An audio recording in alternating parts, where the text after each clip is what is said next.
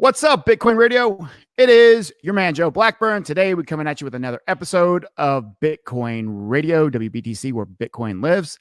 I got a special treat. Taino, Mr. Joel Bosh is here with us. He is going to be interviewed by me today. And Taino has got quite an extensive history in not just blockchain, but some other things, too, we'll get into. But he is the lead developer. He's the creator, the founder of IOCoin. And he's also someone that I've got a chance to hang out with. I saw him in NABTC, North American Bitcoin Conference, a couple years ago. Numerous amounts of people from that community have either reached out to me or I know personally that have asked me in some capacity to have a conversation with Joel. And sure enough, finally, the moment I got to last year, I found out this guy is really incredible. He's got a lot of things to offer. He's been doing some awesome things for the space just in general. So I look forward to you guys getting to hear all that stuff. He's also a musician. He's an artist. He's from Puerto Rico originally. As a member of that community, he has obviously built quite a reputation for himself, and he's got a lot of things popping right now. And it's just really cool to see somebody who's doing so many different things, not just in crypto, but has a really extensive background, as I said earlier. Anyways, well, I'll stop talking about him and just bring him on. But look, everybody at Bitcoin Radio, look, I'm bringing people on. I'm trying to make sure that you get to hear from people who I personally believe are doing great things for the space, who bring a lot of credibility. And Joel is someone who's perfect, I think, and represents all those things. So without further ado, come on, Joel. What's going on, brother? Welcome to Bitcoin Radio. Hey, Joe. How are you, my friend? Thank you for inviting me over to Bitcoin Radio over here with you. Absolutely, man. It's a long time coming. I know there's several people in your community who have probably bugged both of us. We've both been busy. It's not like I haven't wanted you on. It's not like you haven't wanted to come on. Finally, it worked out. Finally, we did it. But there's a lot to talk about now. It's been a while, and there's a lot of things going on. So I'm very excited. Well, absolutely. And we'll go ahead and we'll just get straight to it. Congratulations. Don't you have a new single or new album coming out of some sorts, right? It's incredible, man. This, like they said in Puerto Rico, I was just there for about a week. I have this double life because I've always been a musician, and I've had my own label. The new single is called El Bravo. And it's out already on Spotify. You can check it out. It's on iTunes, and the video is coming out on Monday. So you're going to be able to check that out on YouTube. Yeah, unfortunately, I don't speak Spanish very well, so I will save the attempt at saying your original song.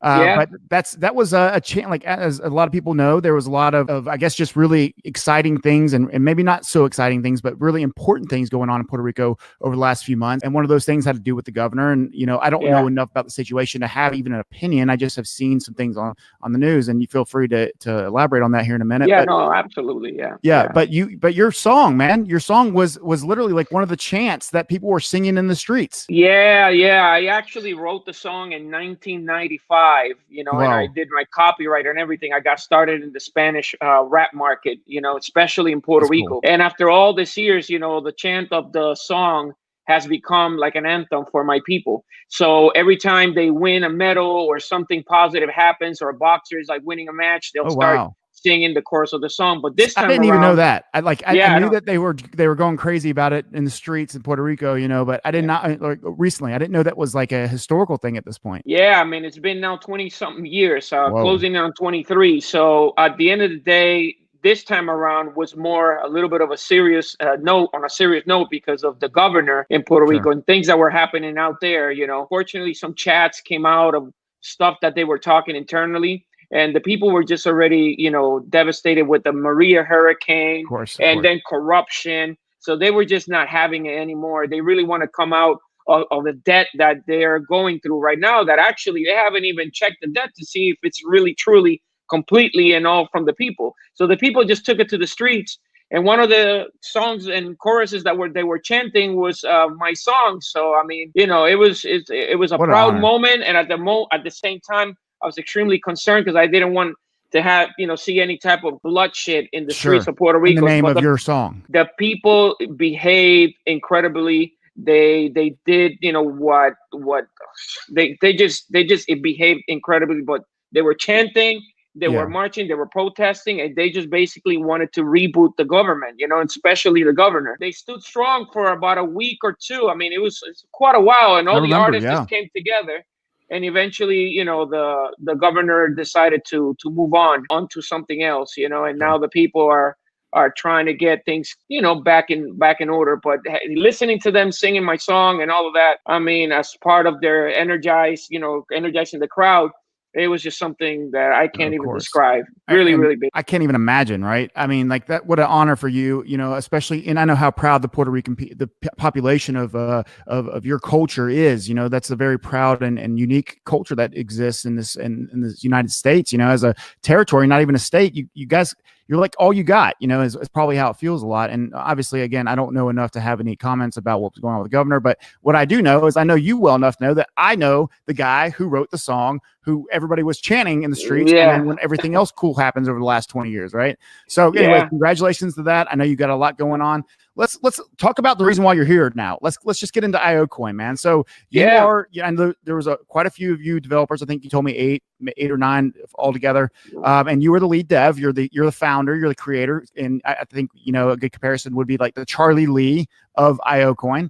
And as that goes, comes a lot of responsibility, and you're spokesperson for your project, and it's open source. It's decentralized, should I say? And I guess it is open source as well. But as that, there is no CEO, there is no a person in charge, there's no employee, there's no anything, right? So you're sitting here, you're trying to make this work, you're putting all this stuff together. You have this great concept, this great idea, great team, and you guys have been working your butts off for a couple of years. So tell us a little bit about IOCoin, man. Well, originally, what I really wanted to do was, after I've been a geek all my life with the computers, and the music, because when I was, programming my beats and stuff like that, I've made, songs for different artists around the world. Also, I've had remixes, with some of the most popular artists all over the world. So I was already working with computers even before that when I was building them.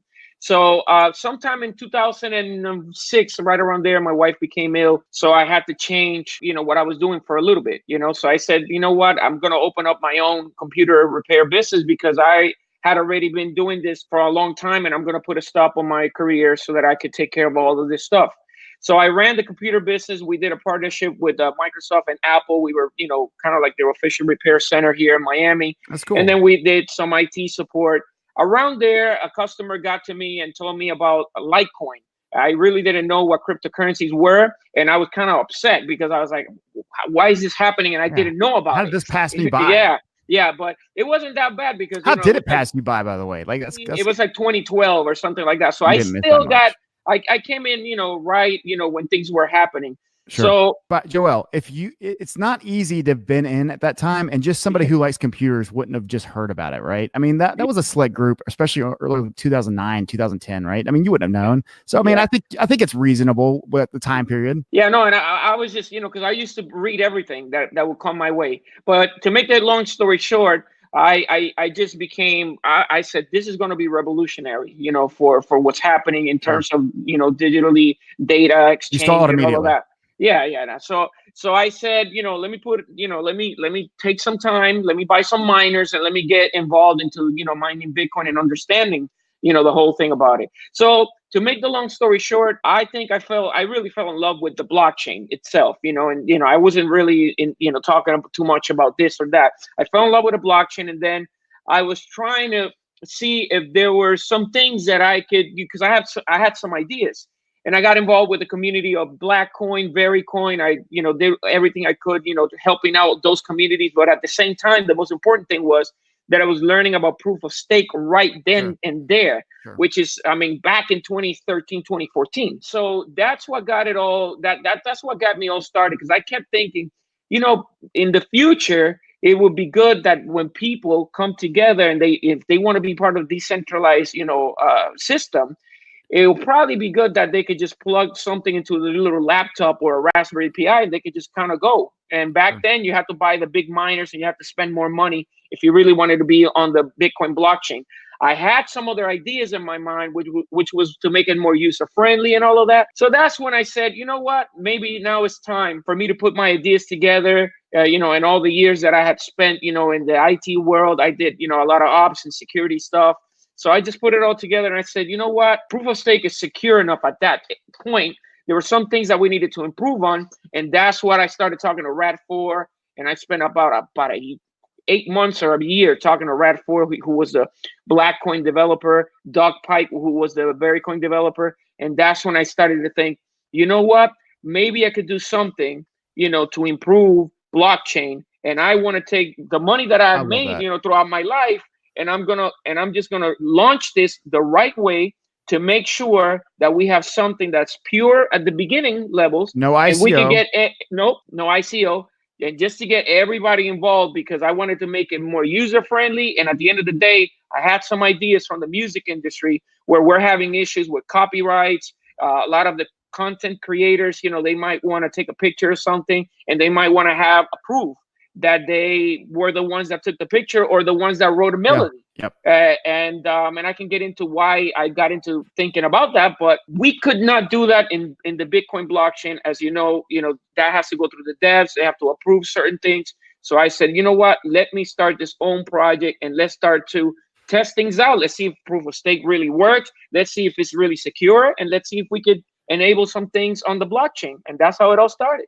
Absolutely. And, we were fortunate enough to recently have a good and in-depth conversation about IOC. And, I was obviously very impressed, but I mean, there was just so much to talk about. So obviously we're not gonna be able to cover everything in here. I know you got a lot of things coming up, and you've got Nighthawk being released, and I want to and I need to say this too. Look, this is not a paid advertisement. In no way, shape, form, or fashion have I been compensated. Obviously, Joel, I've got tremendous respect for you. I think very highly of you and your community, but I brought Joel on because of those reasons, not because of anything else. And although I think the community and the people who listen to me already know that's not the case. And, I try to be very transparent, but I also try to be very honest about who I want to bring on the show. And I want someone like Joel to come on.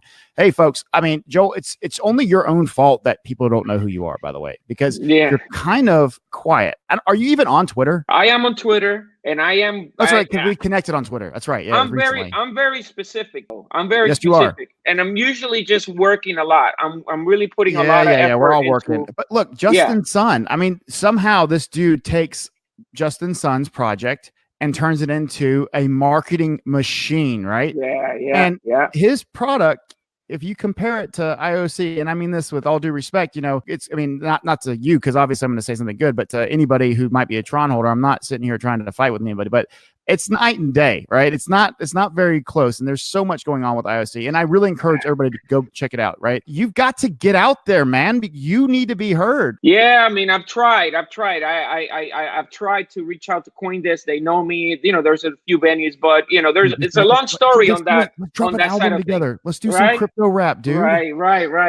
Well, I think for us, we just took the hard road. That's the way I can best describe it. We took the hard road, but the reason we did is because also we wanted to learn. I'm not going to go talk about a system that I haven't tried it myself to see if it works, to see if somebody can hack it or not hack it. So I'm not that type of person. So I just said, you know what, let's really push this thing to the limit, and let's tweak it, and let's add some features, which is what we did with Dions when we enabled 1 megabyte data storage, and we enabled encrypted messaging through the blockchain. But the most important thing was, for me, back in the days, as I explained to you in one of our conversations, when I wrote the song Yo Soy Boricua Pa' Que Tu Lo Sepas, which is the one that everybody sings in Puerto Rico, I did my copyright, and 10 years the copyright office said that they don't hold the deposited stuff that you deposit, which is a CD of the music. Obviously, I had done my video, and I had a CD commercially released, so that's out there. But I said, that can't happen. When you do something and you are the creator, you want to have a proof that is yours, and you can show or download a proof of something that stamps that you are that owner of that creation. And that's when I said, you know what, we should enable at least 1 megabyte, because our blockchain right now holds 4 megabyte blocks, and they're not even full of capacity. But 1 megabyte is enough to fit a very small MP3 of a melody, a very small document, copyright, a music sheet, anything, and pair it up to an identity, and that is private to the user. And that right there, it's huge. Absolutely. That already works in the back end. So right now we're going to go into a privacy. We're going to do ring signatures in December, just to give our users a little bit of a privacy layer. They already have stealth transactions, but the most important thing is that later what I want to do is an application, and I've talked about that, and there's a patent that is already pending, an application for people that have their smartphone or whatever. They take a picture, they record their little MP3, and right there they can upload it, and have, a little, hash and a little stamp. Hey, you know what? You are It's the yours. one that uploaded this, and this is your hash. So you can And there is prove. no exception, right? Yeah. It's Yeah. beautiful. And I think, like, really when it comes down to it, custody in some shape, form, or fashion it really is the start and the finish of every transaction, right? I mean, you've got to have it, and then you've got to send it, and someone has to receive it. And that's custody along the way. And I think about what blockchain is going to be and how it's going to scale over the next 5, 10, 25, 50 years, in every transaction, whether it's a house deed, right? I mean, you still got to keep custody of that. You can't just like put it on the blockchain where it can be hacked or removed or somehow, compromised, right? I mean, custody is going to play a huge factor, way more than it does right now, because right now it's just currency for the most part, right? I mean, it's not really being used outside of currency on a really high level where everybody has access to it. But here you are. Here is the future. Here's IOC. And I mean, look, this isn't my words. These are yours, but you do consider yourself the most advanced blockchain in the world. You stand by that. I stand by that. In the reasoning I say that is because, first that's of all, bold. That's bold. When we were pushing proof of stake, we were being told, hey, all kinds of stuff back in 2013 and 2014.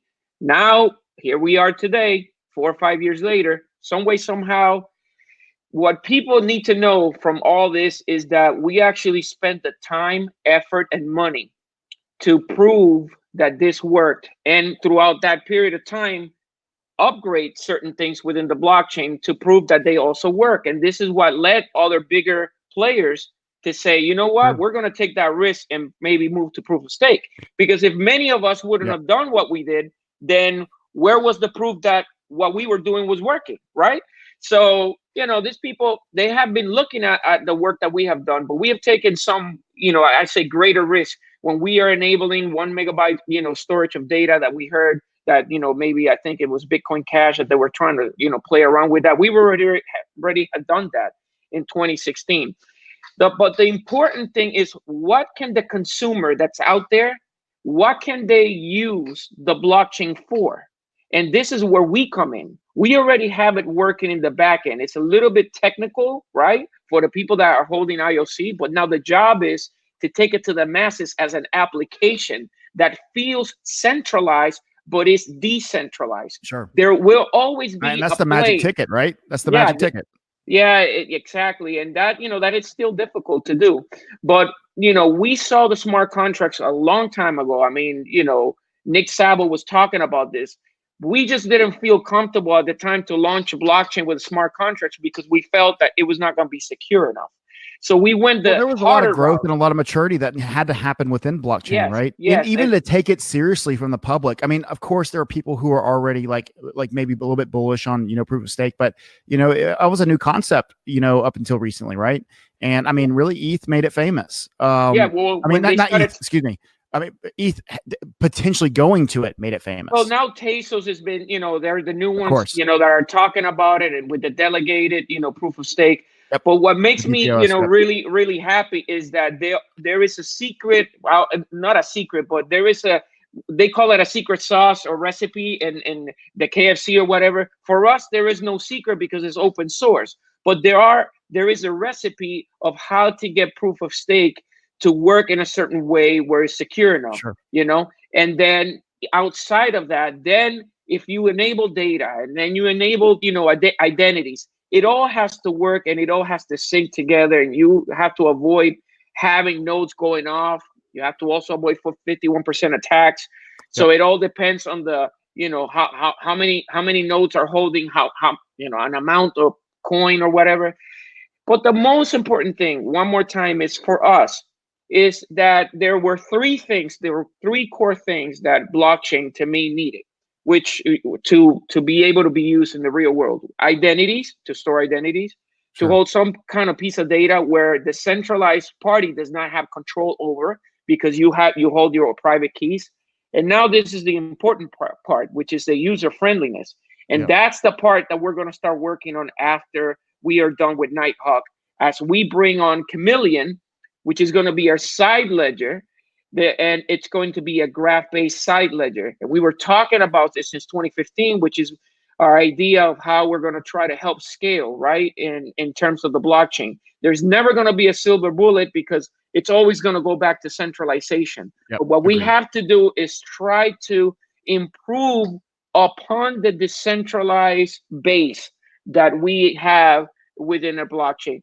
But that's what I think that our focus is going to be on now, which is on the actual user that's out there that can just take their phone, and don't have to sync and this and that, and then just take a picture, record a little MP3, and then communicate to the blockchain and have that exchange and get a receipt back that they actually, did that upload of their message, exactly right, or yeah, whatever the picture or sound.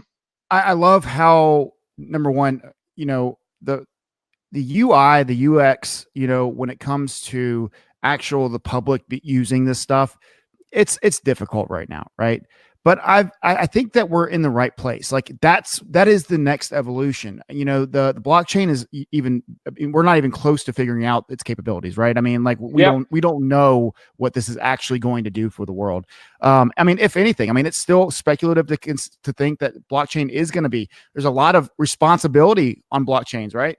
See, for me, there's two worlds. There is the world of people that see the coin to trade the coin for profit. Sure. And then there is people like me that look at the coin and we think it's just like a key exchange, right?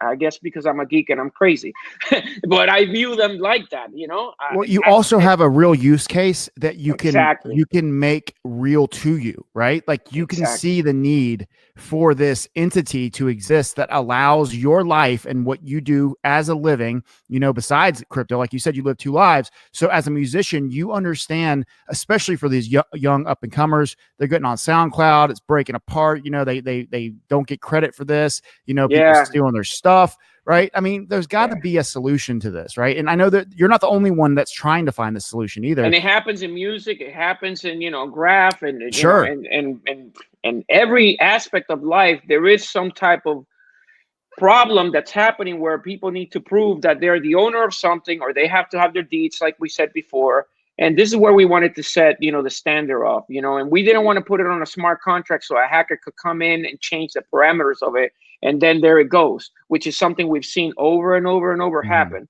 So we wanted to make that happen within the blockchain itself. It's baked into the code. Yep. So that way, when you do something with, or you interact with our blockchain, there is no middle contract there. It's all direct. And that took a lot that's the blockchain. That's literally the purpose of the blockchain, right? That's it. And that's what, to me, it's, decentralization, but hey, now the job becomes a little bit more harder in terms of trying to merge, the best of blockchain with the world that we live in, which is more of a centralized world, and try to, show people that there are other options out there for them to hold their own, data, or at least just, some documents that are actually important to people. You don't want to, you could upload everything you want to Google, but maybe you want to, upload sheet music, something that you created, and have that proof that you created it. And I think that app needs to be out there. Yeah, no, and I'm proud that it's you who's working so hard on that, Joel. Like I really do know that what you're saying is honest and your intentions are absolutely golden, because, I love that you didn't raise money through an ICO. I love that you did this the hard way. I love that you spent your own damn money, right? I don't like getting too outside of it, but this is a family process, right? I have a wife, I have children. So when you make a decision like this, you're also putting your family a little bit at risk, because you're just, putting money on something that you don't really know what's going to happen. But, I think that absolutely. I thought in 2013, POS was going to be, one of the, venues of it. I thought about, our, customers needing the ability to have, their name, their social security, all this couple of things attached. Those are the ones that get hacked the most, so you have to have some way of keeping this type of thing kind of like your digital actual wallet, right? Yes, your actual digital wallet. And if your digital identity, digital identity is really important. So that's why we wanted to enable those things on IOC. But I think that coming up now within the next couple of years, now we need to start pushing the boundaries of proof of stake, which is why we're going to be working on Chameleon to push the boundaries of trying to see if we can scale blockchain a little bit better without having to go to centralize, things. And again, it's just all centralization scientific, isn't actually the enemy, right? I mean, like there are necessary centralized entities. I mean, centralization isn't a problem in everything. There are just certain areas where it makes sense for it to be decentralized. I don't need to be, I don't need to have a credit score based off my social, interactions the way China's doing it, where someone's making a decision if I'm right or wrong. That's liberty, right? That's my personal freedom. And I'm allowed, as long as I'm respectful and I'm not violent, and I don't do anything that's out of, I mean, we're talking about out there, but anything that's out of the norm. I mean, I'm free to interact and to believe what I want. Even if you're a racist, guess what? If you're a racist, you're allowed to be a racist. I mean, you're going to be socially, I mean, I don't want to be friends with you, right? But even that person's allowed to exist inside the United States without literally, being arrested. Now, do we socially accept that? No, but we don't judge them on a credit score basis the way that China is going to. And I do think that freedom is necessary. Now, I say that for this reason, Joel, and that is that what you have and what your mind is building right now and what you've created over the last few years is something that I think that the public needs to see more. So, and I want to make sure that we also hit on places where they can go and check you out. Well, they can go to YouTube and type IOCoin. And I've been on the North American Bitcoin Conference. I've talked about IOCoin there. The latest one, I did it now. I think it was in January of this year. I was at the North American Bitcoin Conference. So that's right. You can check us out on YouTube. That's where we got to hang out.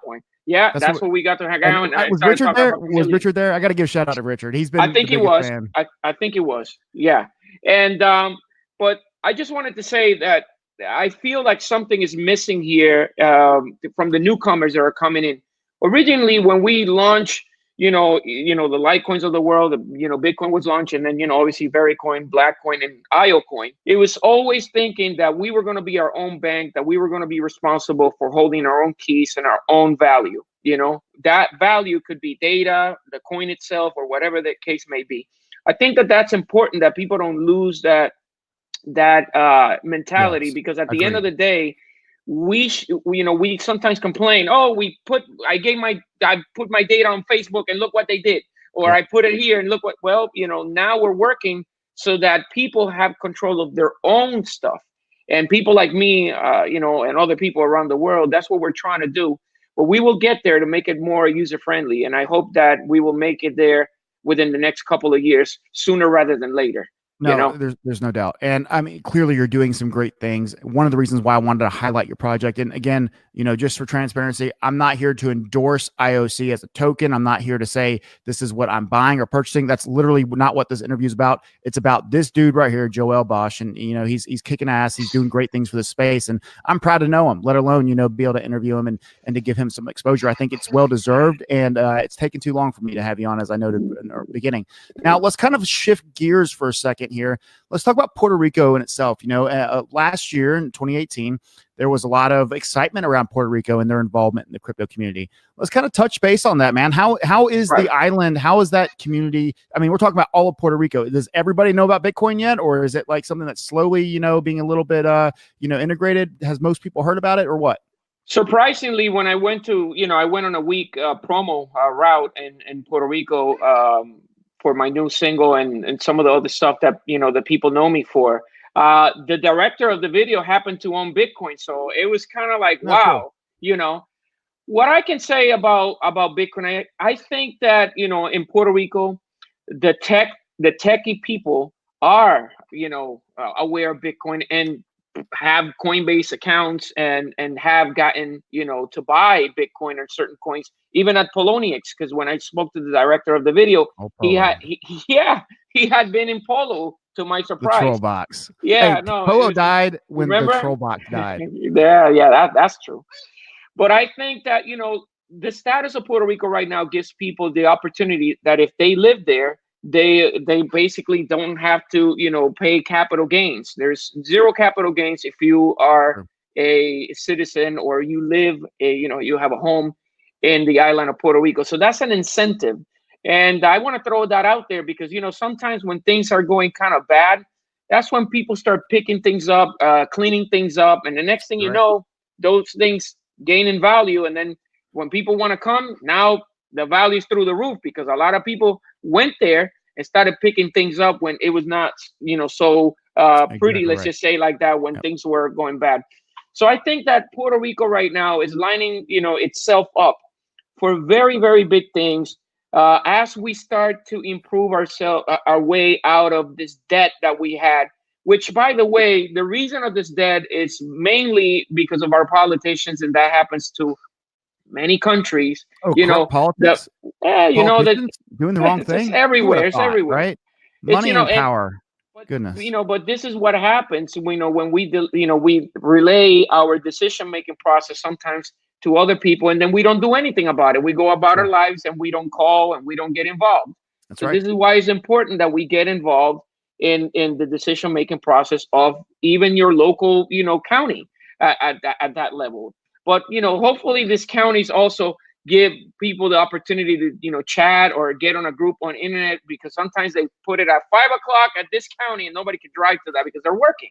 Sure. But going back to what I was saying about Puerto Rico, I think that Puerto Rico now is lining itself up for very, very great things in terms of the technology of blockchain. There are companies out there, and one of the companies, a friend of mine, it's the owner of AreaNet in Puerto Rico. And what he did was he started to provide people with internet access through satellite, and he has done an amazing job. I don't live in Puerto Rico right now, and have his product, but I have read the reviews, and what people are using. Sure. And to me, when the tower started to go down, whatever, his company was one of the ones that stood up, and he's at the forefront right now. And sometimes we're talking about this, and what we are seeing is now we are seeing Puerto Rico and Puerto Rican people, because we do also have an engineering college in the west side of Puerto Rico.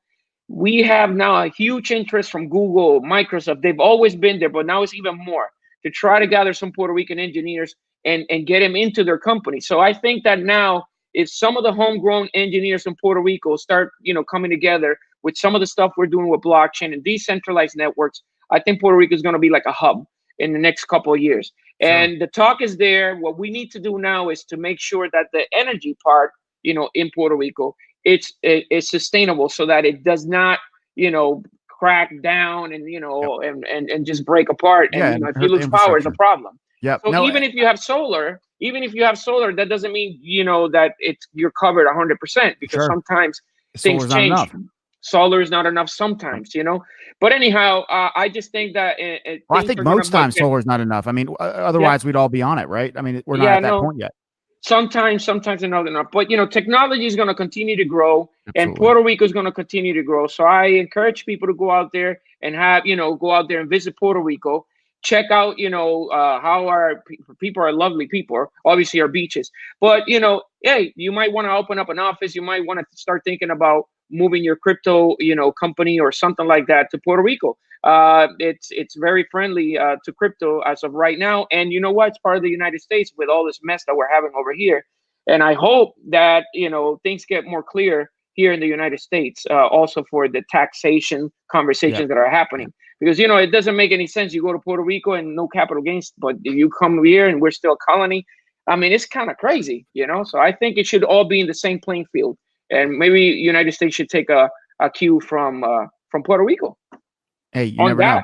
And I would love that. I obviously Puerto Rico is a very valuable and even strategic landmass, in the Caribbean, for the United States as a protection, right? It's one of the furthest islands out in the Caribbean, and it's not the furthest, but depending on what direction you're coming from too. But not only that, our people, since the 65th Infantry, absolutely. They fought hard, for our, because we're dual citizenship. We are Americans and we are Puerto Ricans. And when the war came, we were running forward, still are. And we are going to bring that up, Joel.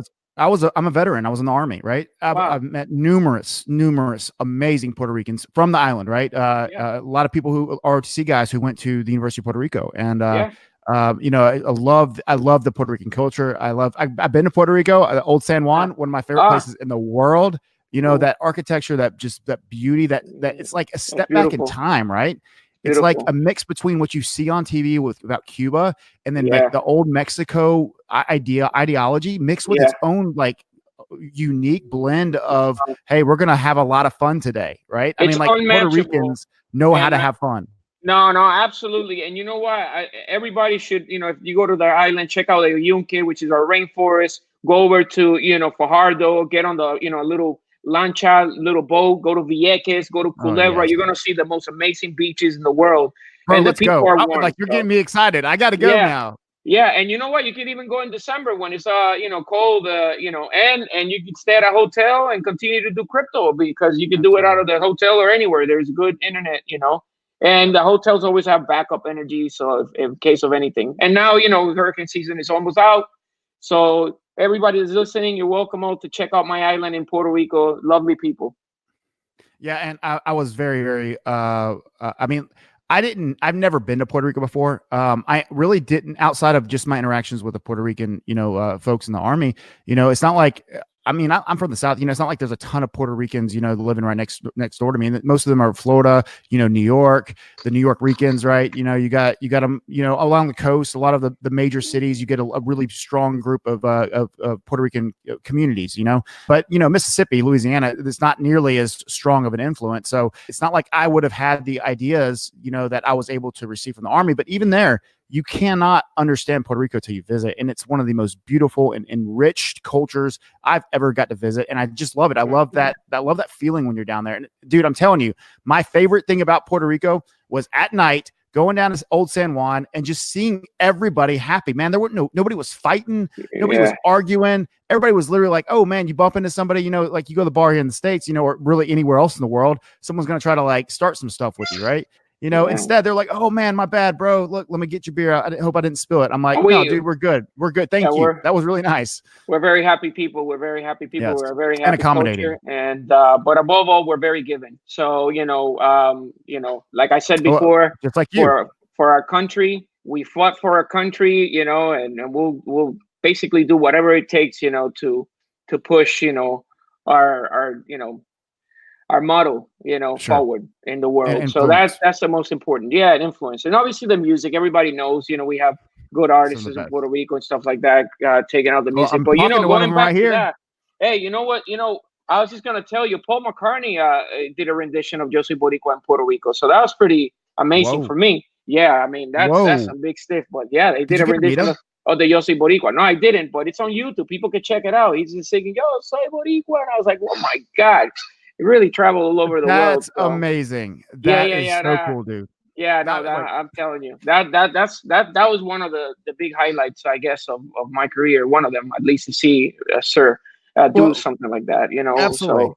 All right. So, Joel, like at the end of each episode, I do my quick fire. I'm going to ask you a series of questions. But before I start quick fire, let me ask you this. This is kind of included, but it's not. I wasn't prepared for this. I'm just asking you this now.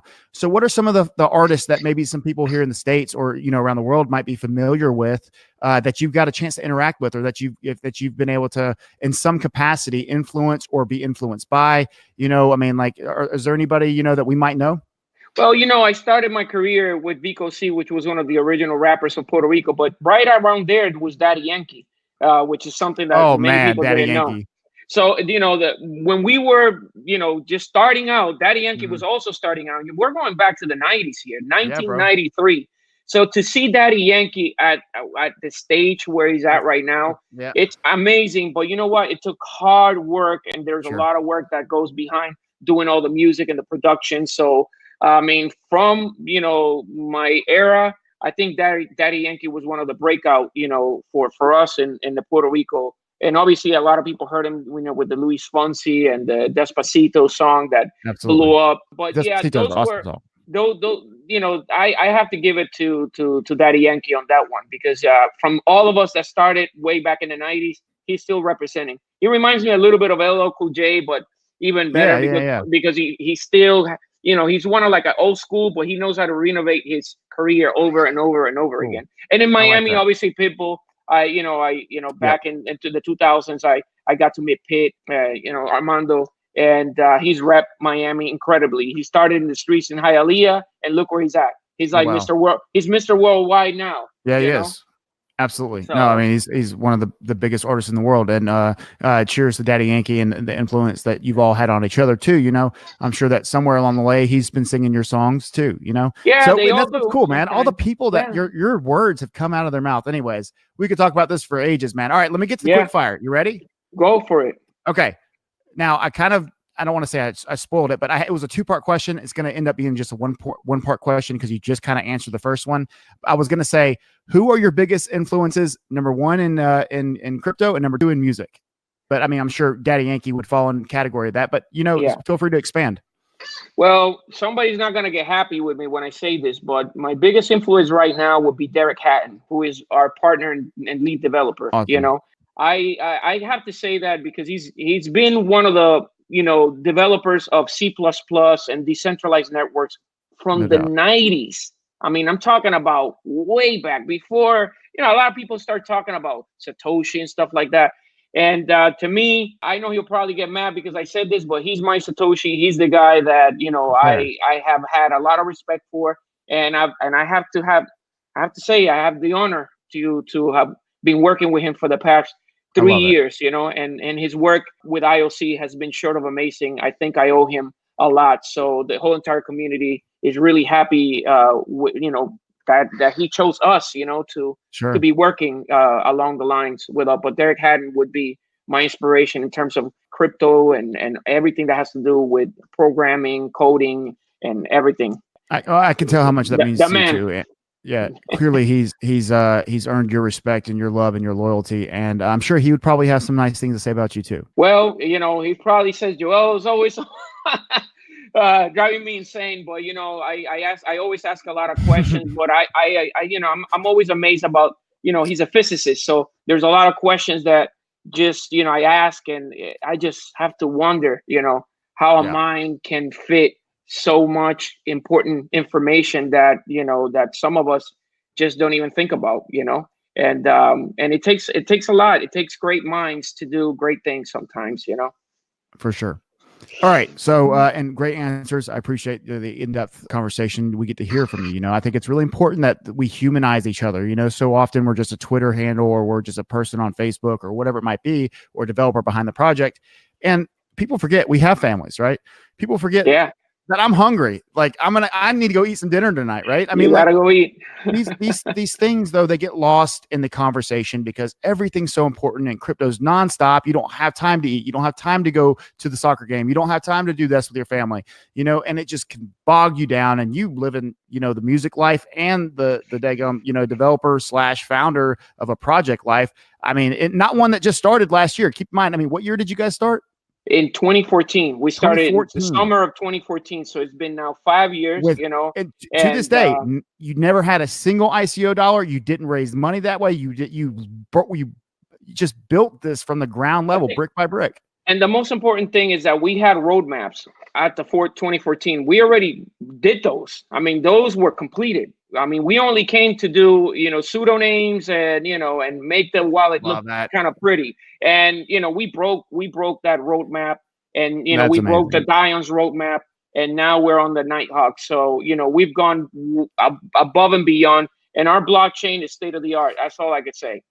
So I'm happy, I mean, at least on that, on the technical side. Right? Yeah, of course, yes. And obviously we'll figure this out later, but I would love, especially once you guys kind of solidify, you get through with your release of Nighthawk and Chameleon, and then obviously you got some UI UX stuff. I'd love to help you, to help you, have an opportunity to come back on here. But I really just to kind of explain the journey. I think the journey itself is really, and this actually is my next question, so it worked out perfect. And it is, what is obviously we've been talking about UX and UI stuff, but if you had to guess right now, what is the actual bridge, and be specific as you can, okay? But what's the actual bridge to where people start taking the blockchain, not just seriously, but like as an, oh, I've got to have that, right? Like the blockchain. Oh, if it's not blockchain, I don't want to interact that way anymore. Like what is it going to be if you had to guess? There are things that are happening right now as we see the Facebooks of the world and the chat and the talk of the privacy stuff, how people are not having it, or when you're speaking to Alexa, they're holding your voice, in a way that you might not, ever thought that they would, Sure. So you have that happening. And then on the other side, you have us working this highways, that you cannot really see cars on it right now. And, we're twinkling around with it and messing around with them and fixing them. And I think that at some point they're both going to come together.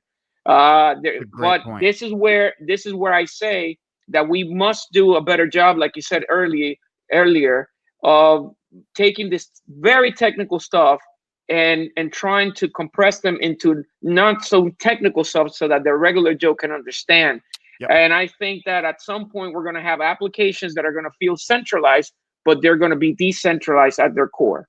And that's what I think is going to happen in the next 2-3 years. And people are going to start basically owning their own data and deciding who's going to be allowed to see it or not see their data or messaging, as we have encrypted messaging in our blockchain. And as people have, those options, I think that they're going to come into it hard. There's a lot of people trying to figure this out right now. And, I've interviewed some of them, I think people what they're doing, for example, or ad bank, they're trying to reward people for their attention, right? In some capacity or the next. And I think that's a really common theme that we're going to start seeing as people start to control their own data. A person with an 800 credit score who's, 52 years old, makes $300,000 a year. That person is a really desired, candidate for a credit card or like Air Miles card, right? And so, if they're going to send out all these flyers and they can prevent wasting their time and they can directly, interact with somebody who's actually looking, but their privacy and the match is there, that's got to be a blockchain project. Someone's going to be able to create a identity matcher where like I'm looking for this type of customer. This customer's looking for me, or in some capacity open to having a conversation about it. What is that company willing to pay to directly go to somebody specifically rather than blanket guess?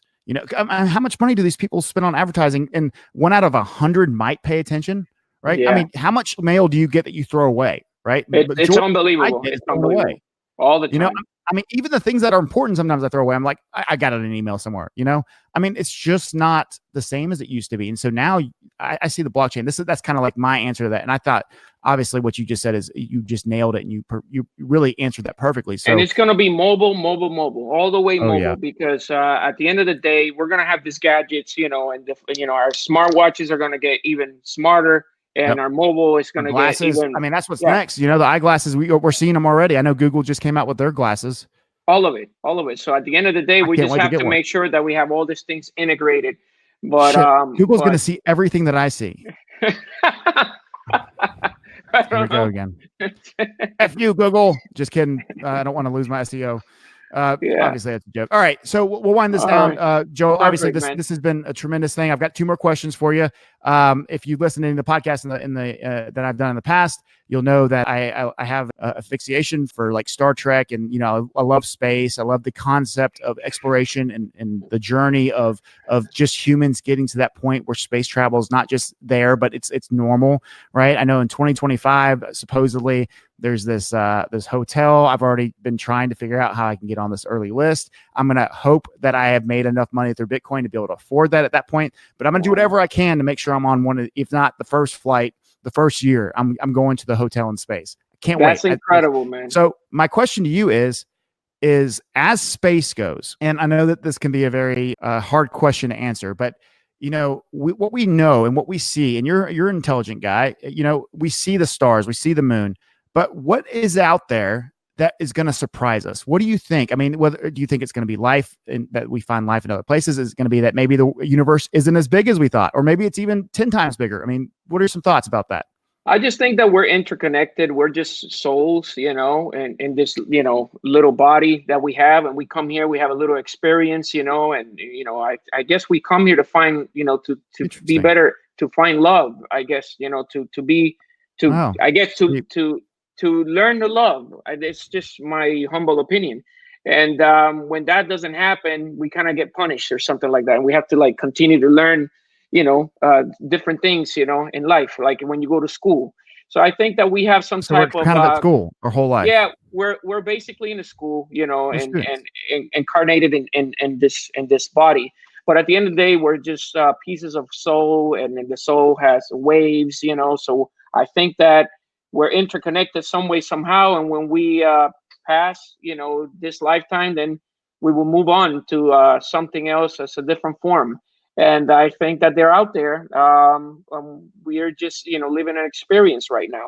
So That's I'm just interesting. I'm trying to make the best out of this experience. And I think that one of the things that I have right now, it sounds kind of cliche, but with through the song and everybody singing a piece of art that I once composed, that right there will resonate for lifetimes, And I think that I will be gone, and that will continue on, and Agreed. it will inspire someone to probably say something better than what I did, and Yep, and get to love faster. for That's sure. that's what I think, I love and it. then Joel, great answer. Great answer. Now, hey, real quick, tell everybody what the name of the song is and say it slow because you Puerto yeah, Ricans, y'all speak really fast. we So speak five. in Yeah, Spanish already sounds like if you're an yeah, English speaker, it already sounds like it's just one word, yeah, So yeah. like, I mean, I understand un poquito español, señor, No, right? no Uh, problem. So the song is "Yo soy Boricua pa que tú lo sepas." I'm so And glad. you could look at it on YouTube. I did the video. I did it in 1995, and It's a classic. It it looks re- like it too. but It's so cool, man. I always say it reminds me like IOC. At the beginning, nobody liked my song. It was tough. People, the Puerto Ricans were kind of like, why do we have to say this? But as the years went by, and the Puerto Love Rican it. champion Felix Trinidad, he went into the ring, and then he won the championship belt. And when he won it, my song was playing, as he was coming into the ring, and and everybody said, That is started so awesome. singing, and then they continued on and on and on. And it reminds me about IOC. At the beginning, it's tough, nobody likes it. They call kinds of stuff. But then, I always think it is the hard work and the dedication that we put in what's gonna matter at the end of the day. It does not matter anything else, if the price or if the coin or whatever, because a lot of people would like to measure things for Exactly right. price. Yep. But at the end of the day, what we're building here is technology, and technology evolves. So as long as we're evolving and we're growing, I think we're going to be okay in terms of that Agreed. technology. But at the end of the day, I came to give something to the blockchain space. I put my own money. Our community put their own time, and we're just trying to like humbly, put out there, some of our work so that other people could get inspired and other people could grow and learn from the things or mistakes For that we sure. have made. That's basically what it's all about. And if people put a value on that, then so be it. But to me, it's very valuable, and I would not change it for the world. My No, experience. well said. And if I can, I may not be Felix Trinidad, but if I'm able to influence or help people understand that you got something great, the great thing about not raising money through an ICO and doing things on that level means that you don't have people who are sitting there being like, "Why did you scam me out of my money?" Right? No, that it's exactly the opposite. Actually, it's I've like, always told everybody from our community yep, on, from the get-go of IOCoin, I had to mine because I wanted to test the proof of work X11 to make sure that the video cards at the time, we were trying to, make it, difficult for sure, the video so that they wouldn't insta mine. So then after that, I bought my own coins, from the exchange. So I don't know who I bought the coins for. I just went there, put some Bitcoin, and I bought my coins. So, I mean, I bought my coins, so I'm yep. I'm just another No community free person. coins. Yeah, you exactly. I have I mean, it's. There's no my CEO. There's no stack out there waiting for you. no, my IOC I bought. I And love it, sometimes man. people are like, oh, you may have this amount or that amount. Well, there's ideas and things that I want to do with the keys. See, I don't call them coins. Some people like to just trade the coins, and I respect that. Peace. But the keys, the private keys, the public keys, I have keys, and with those keys, it enables Wow, me I to do love it. things within the I've never blockchain. heard anybody else So, say it like that. yeah. So I have, they're like stamps. They're like, to me, I look at them like you are, a notary, and you're stamped. So I have some, I can notarize certain things with it. And this is why I wanted to work on the stuff with the copyright and all of that. So, hey, I'm just a Well, geek, man. no, I think that you're a high level geek, number one, and geek in crypto is actually like the type of thing that you want to be, if you're going to be a developer. So I think you're in the perfect situation. But you're also a rapper. I don't know that many geeks that are rappers. I mean, bro, come on, dude, you can't Hey, keep you know down what? playing yourself like If that. you want to check me out rapping in English, no problem. You could go check out T-Pain, his album Rapa Ten Sanga. And T-Pain is another geek. He likes to he plays games, and he's got a channel on Twitch, and it's blowing up his channel. He's always I can playing games. imagine. But I didn't even know T-Pain, that, but I'll watch. I'm a gamer, so I'll probably enjoy. What does he play? What games? Man, he's always playing those battling games, Fortnite or and Apex or something. one of those. But yeah, I'm on his first album, Rapper Turn Sanga, and you can look me up, Taino. I did a little featuring with him. Taino. That is the name of the song. And What's up, man? yeah, I mean, that was one of the big highlights of my life, being up on a record with T-Pain. Dude, absolutely. Absolutely. Okay, so I'm going to offer this awesome deal for you. I'm going to allow you to call up T-Pain. I'm going to let you guys write me a cool little rap song, and the three of us, we'll just do it together. We'll maybe so. Maybe so. One of those days when I link up with him, he's doing big things now. Yes, but anyways. Oh yeah, he don't make any music for free. That's for damn sure. Yeah, no, absolutely. But anyways, I just want to thank you, Joe, for giving me the opportunity, being here, talking about my life in terms of the music side, and talking about the important side of blockchain and the love that I had for it, and where we are with the project with IOCoin. And I just hope that people continue to try to, if you are in a community, try to help your community grow. Get the message out. If you have developers in your community, you might want to encourage them, with something, with a tweet, with a write-up. It helps, developers see engaged community. So if you are part of a community, do that, for your community. Get your your information out there. If they're working, right things. And don't be afraid of joining other communities, engaging, asking questions, and just learning about crypto and how we move forward on this decentralized world. And we're better together. Better together, man. So I just wanted to thank you for that, and thank you to your listening community for the time of listening to this podcast. Well, the pleasure is on both sides, Joel. Obviously, the tremendous respect I have for you, for your body of work, for your life, and what you've done for not just crypto, but for your own country. And I always end my shows with, what are you doing for the cryptoverse? But you're like, what are you doing for the world? Because you're doing a lot, and I love it. And I couldn't be more proud to be able to have this conversation, number one. But number two, be able to sit maybe behind the sidelines a little bit. Although I'm not a technical person, I can see good work, and I know it. Like, I encourage everybody, you don't have to go buy nothing. Just go pay attention. Go look see what they're doing. Offer some input. Get involved in the community. They can, anybody that would like to try out IOCoin, just hop on over to our community over in Telegram. You could go to iocoin.io, and if you go to iocoin.io, it has a link to our Telegram. And in our Telegram channel, we have a little tip bot. It's called Obi. And through Obi, any of our community members can send you some IOC, and you can download our wallet, and you can store some data on it, like a little document, maybe do some encrypted messaging, just so that you can check out our technology, and you don't have to go out and buy the coin, but Bittrex or something. I mean, they're not tokens. These coins that we give out, if I give them out or anybody gives out, they paid for it or they work for them.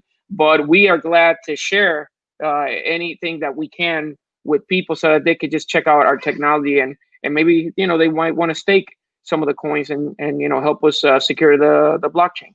Yeah, and I'll say this to the community too.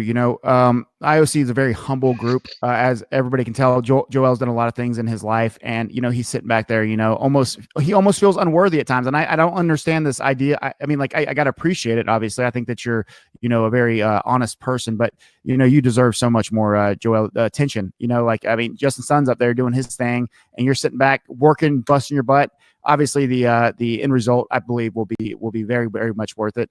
And I know that end result is not a monetary figure. It's a developmental, and it's a product that is going to be your end result that you're going to be pleased with. Sometimes this is how it works in life. You do things and they blow up later in life. You just have to stay committed, and you have to stay truthful to your dreams and your goals in life. And I have already realized a few of them that have nothing to do with price. I've already heard Vitalik Buterin talk about proof of stake, something that was not even exactly in my mind. And I was just fighting all these people saying, hey, you guys got to check out proof of stake. And I was just being told, go over there. You're crazy, but to have these people talk about him, and, they are the ones that are leading the space. It says a lot about the work that we were doing, which we didn't even charge for. And people could have just, looked at our code. So, but that's what we did the work for. We did it to advance the space, and we will continue to do stuff. And we have some amazing stuff coming up.